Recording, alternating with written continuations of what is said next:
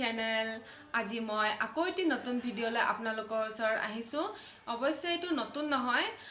November মাহৰে video' হয় আমি নৱেম্বৰ মাহত শিলঙলৈ চেৰি ব্লসম চাব গৈছিলো তাৰে এটি সৰু ভিডিঅ' যেহেতু লকডাউন চলি আছে কতো যাব পৰা নাই সেইভাবে পুৰণি ভিডিঅ'কে আজি আপোনালোকৰ ওচৰত আগবঢ়াম আশা কৰো ভাল পাব বলকচোন ভিডিঅ'টিলৈ যাও